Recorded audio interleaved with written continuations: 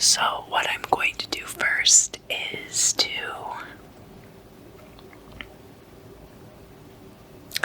anoint this as a road opener candle.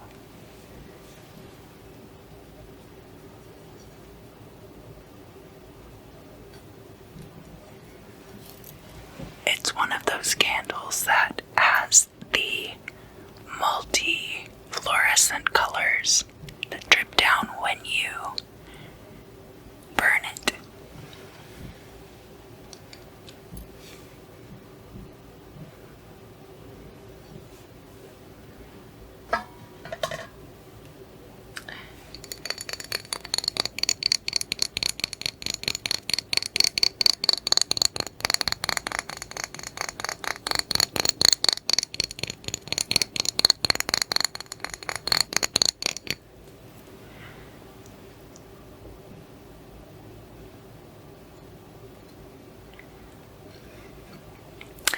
This is an oil that I have made. The secret recipe will remain so for now. It's a little bit experimental. Some of the ingredients are not very typical.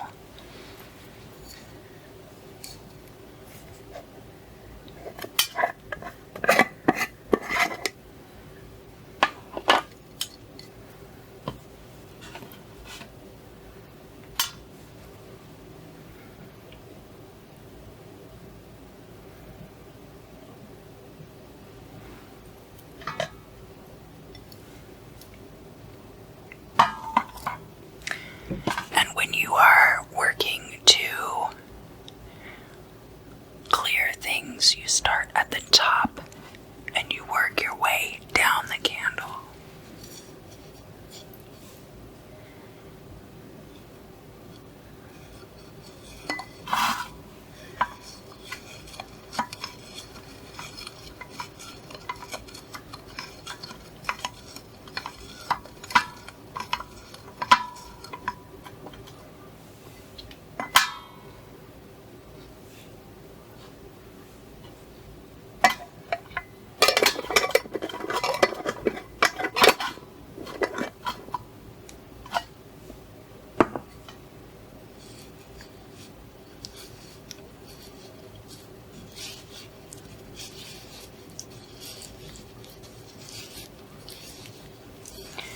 And you set your intention.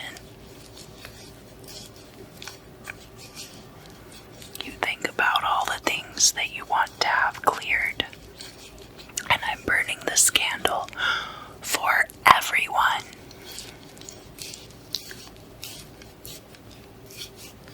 Not just for myself.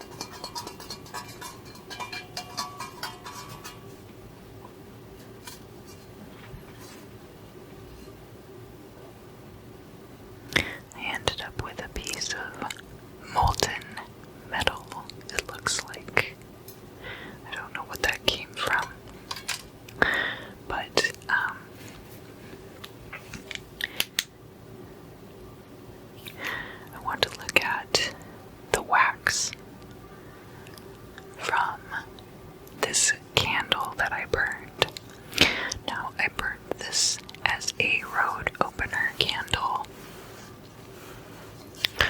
And as you can see on this far side here, we have a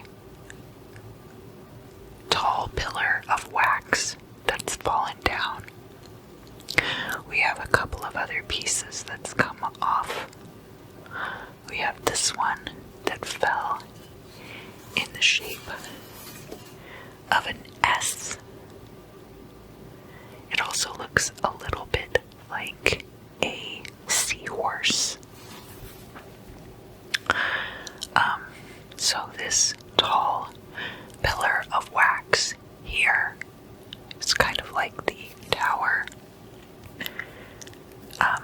It could be resistance to change in this particular case. The tower imagery means something different in almost every form of divination, even between tarot and the Lenormand, and the reasons for that are myriad. I can't go into it here, but perhaps sometime we will do a video about imagery in divination, talk about dreams and wax and cards and all kinds of things. Over here we have another little piece. This piece right here. It looks almost like a crab claw. Could also be a backwards C or the letter Kaf. We have another piece of wax that actually looks kind of like a finger pointing. So now I did keep track. I have been moving this around, but this finger is pointing. It was set up kind of like this, so it's pointing in a southwesterly direction from where I'm sitting, which is between the elements of fire and water. According to some disciplines, I feel like in this case, it's what applies. We have this nebulous pile of wax down at the bottom here. Now, these candles are designed to be very drippy, and I wanted that to be the case because I did want to read it afterward. But you would also, for a road opener candle, want it to burn very completely. So there's that as well to consider. Now I'm going to pick it up and turn it over.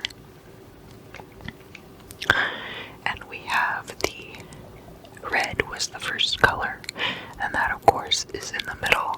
And then we have even like some blues and some vivid yellows off to the sides that didn't even really show up when the candle was burning. These are candles that are fun to burn when you are in a room that's lit by like black lights. We didn't have we had like a few little pieces coming off, but we didn't have like much more than that off. That's all, the rest of it's all kind of stuck together,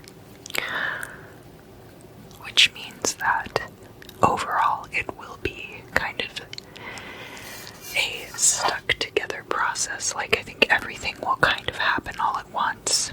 There's going to be a little incident here and a little incident here, and then everything's going to kind of fall into place as far as the road opening is concerned. And then over here,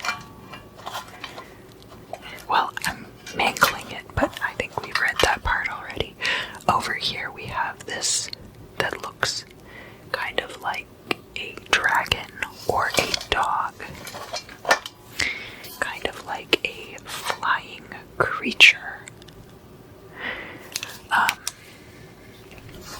And it reminds me, I'm mostly familiar with stuff like The Never-Ending Story. There are all kinds of stories about flying dragons, but Falkor from The Never-Ending Story being, not just a lucky dragon, but the main form of transportation for Sebastian when he entered that realm. So I think that it's a very lucky omen, and that after everything kind of falls into place, things will be much, much more lucky.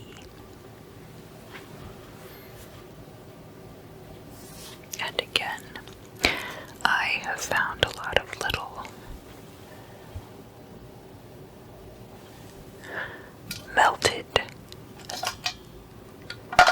metal fragments. There's a couple here too that are melted metal fragments, and I'm not sure where that came from.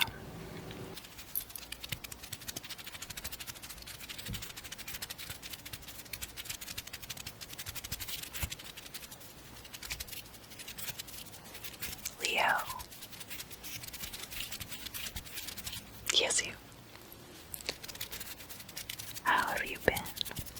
What have you been up to? Chillin'. Straight chillin'. Killing it.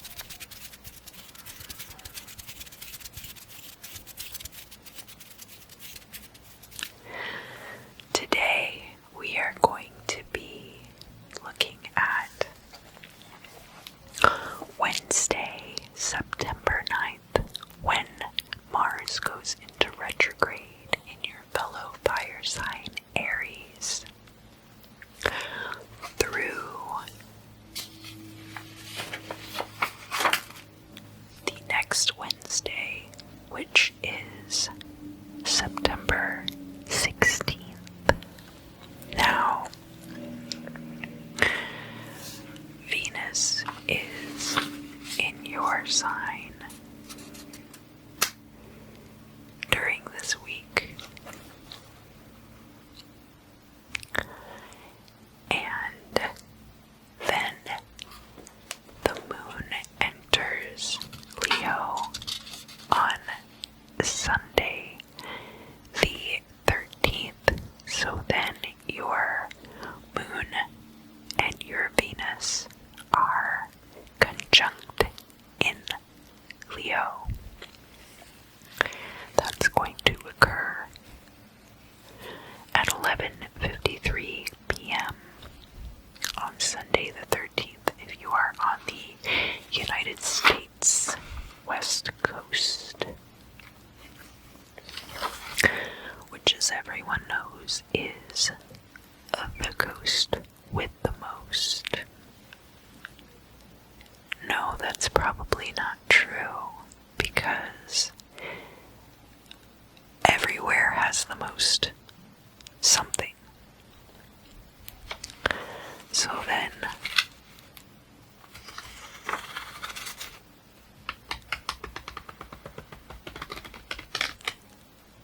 on Tuesday, you're going to get a very interesting placement, which is that the Venus in Leo is going to be square to Uranus in Taurus, which I believe is going retrograde soon, but Uranus is going to be in Taurus for a long time. A long time.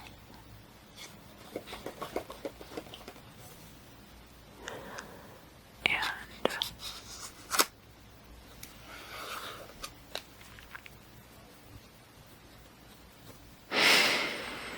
I've actually flipped now to 1 month in the future, which is October 12th through Mercury is going to go into retrograde again. And I think it's going to be retrograde in Scorpio and Libra.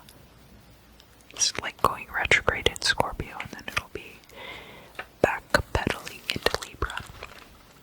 So, I feel like there's... What's going on? Why is that a connection? Let's look here. Why is that something that's returning? Because by then, Venus is going to be in Virgo.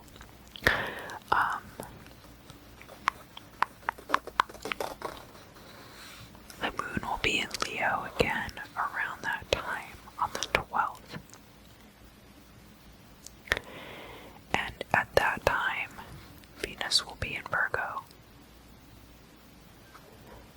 So, right now, whatever your moon placement is, whatever house your moon is in, whatever, if your moon in Leo, whatever house your moon is in, whether that's your rising sign or not, it's going to be returning to that house in October, and there's going to be a progression of emotion between now and October. Okay, sorry, that was a little difficult to unpack. I was having trouble figuring out. And I think there's a lot of it that's tied up in this Uranus retrograde just this week. Uranus retrograde is about new people coming in to your life with new ideas. They could be conflicting ideas. They could be totally off the wall ideas. Uranus also has to do with states of mental health and your psychological processes. And because of Venus in Leo being square to that on this Tuesday, the 15th. Yeah, let me look at this. Let me look at this again. October 15th. Then we have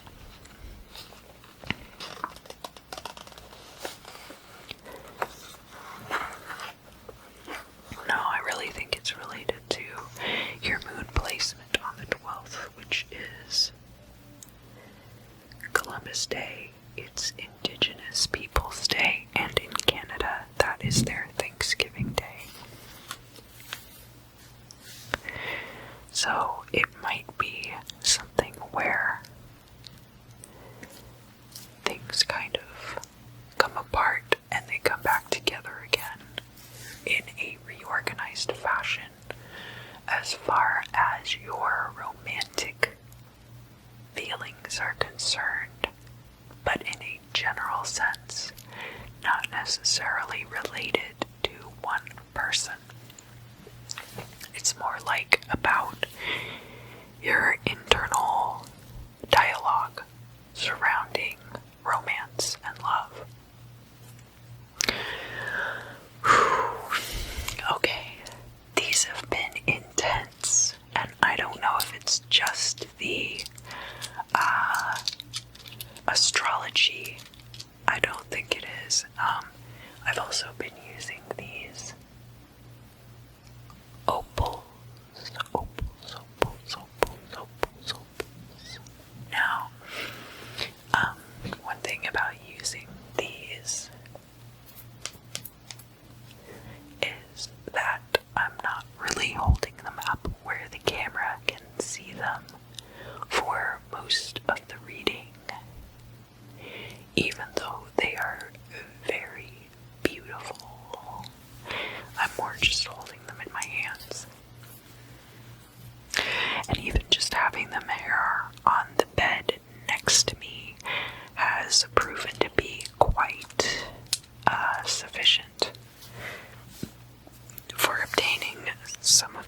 messages.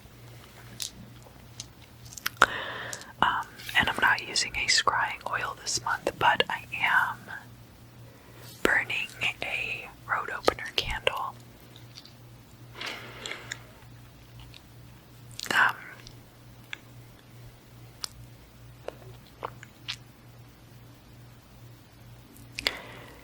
It's one of those fluorescent color inside candles that you burn it, and the white wax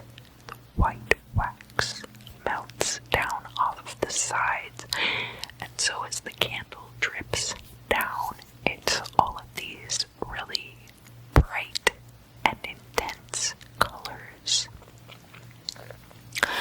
And I've anointed it with a obstacle clearing oil that I made, and I'm keeping the recipe secret for now because I want to make sure that I've worked all the bugs out of it. It has a lot of atypical ingredients in it that I was told to put in there. And I did do a certain amount of verification as far as, is this a protective? Is this like a clearing agent? You know, I'm not just throwing things in there just to make an oil.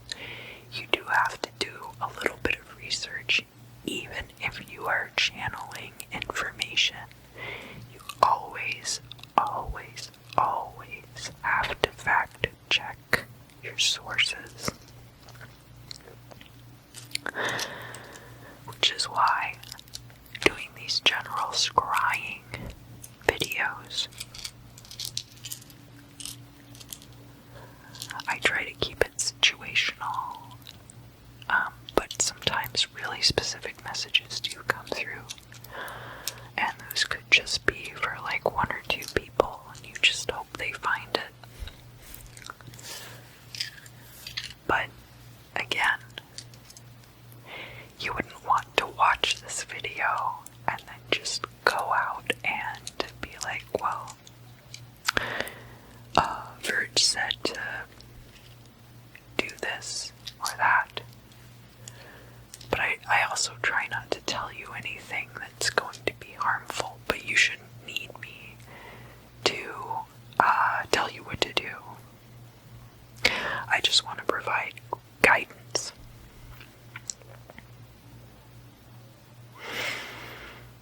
Do I need to say that? Yeah, somebody needs to hear that.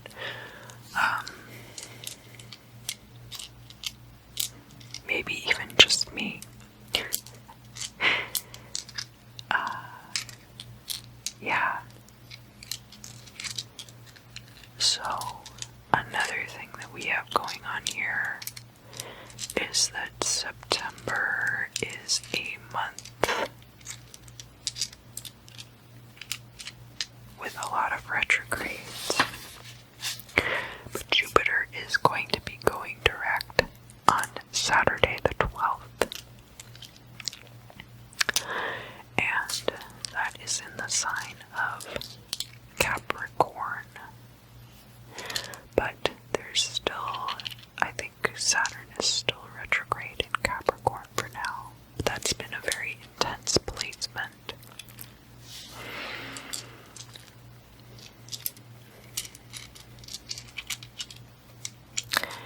And arguably not as much fun as Jupiter in Sagittarius.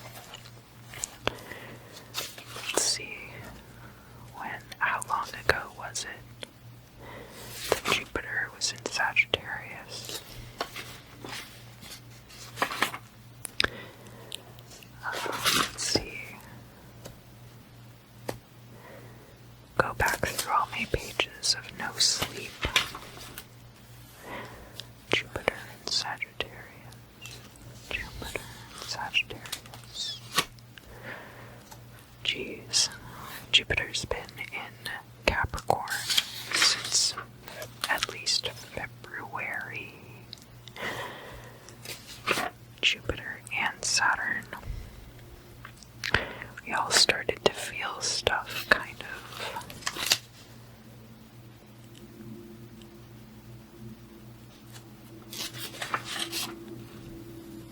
Some kind of way.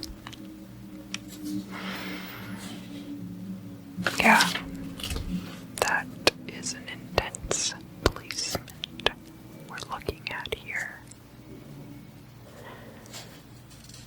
I just feel like this Jupiter and Capricorn situation has been wearing on a lot of you Leos for some reason.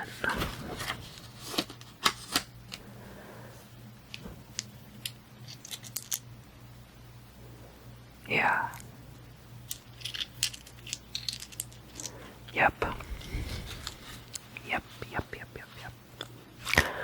A lot of this year. Oh man, going back through all of this dream journal stuff has been interesting to say the least. Back in February, I had a dream about a reptile house, like at the zoo, and I kind of remember it right now to recount it, but there was only one lizard left in the reptile house because all of the other animals had to be moved to isolated cages because of an epidemic. And I think we started hearing about COVID like last year a little bit, but this was like this was right before my spouse and I went out to Miami to go to INC, which is the International Noise Conference. So it was slightly before everything got shut down. And I guess that was why I had to flip back so far, so I hope that wasn't too much of a gap in the video, me flipping through this dream journal. I'm sure I'll watch it back and see, but I probably won't cut it, unless it's obnoxious.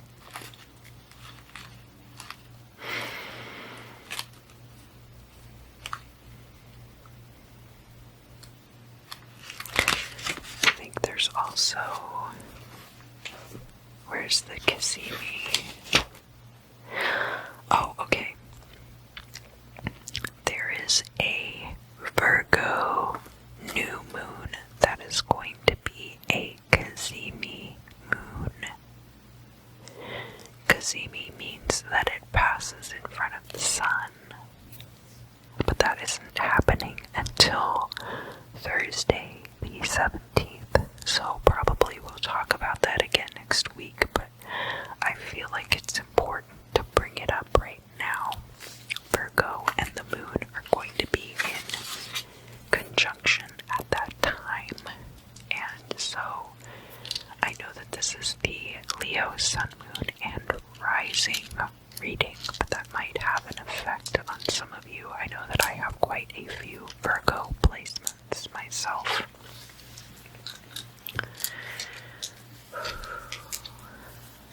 Yeah, the readings this time around have actually been kind of a wild ride for me. A little bit different than, I feel like usually the pacing for me is a lot slower, and I'm able to kind of like parse things out more in place. I don't know quite how to explain it. I guess you had to be there. I got out my bloodstone pendulum too, but I haven't had to use it yet.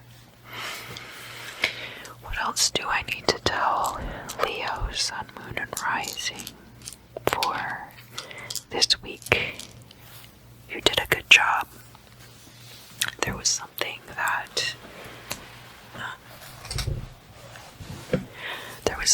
you'd been working on. I feel like for the past few months, and it might be tied up in this Jupiter and Capricorn energy, because Jupiter in Sagittarius is its exalted position, and so then when it passed into Capricorn, it's kind of like fun time is over, is how I've felt about it anyway. I guess it could be different for everyone. Maybe if your Jupiter is in Capricorn, you're having like a great time and getting tons of stuff done and being really productive in a way that is going to move you forward financially and in your career. But it's also kind of not fun.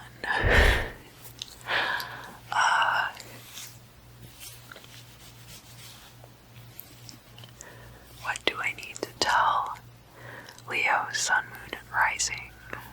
Yeah, okay, so you did your best, and you did a good job, and you should be proud of yourself. So I don't know what that's in reference to. For all of you, I know what it could pertain to for me, and it's nice to hear that. I didn't just say it because I like to blow smoke up my own, but I'm trying to, deliver messages as I hear them.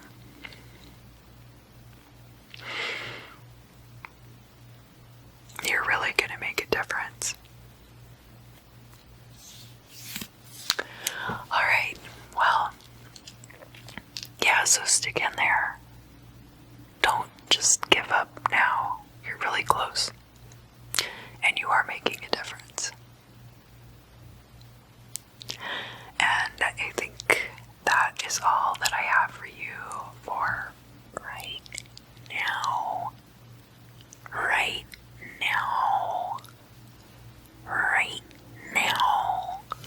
So, if you enjoyed this, please comment down below.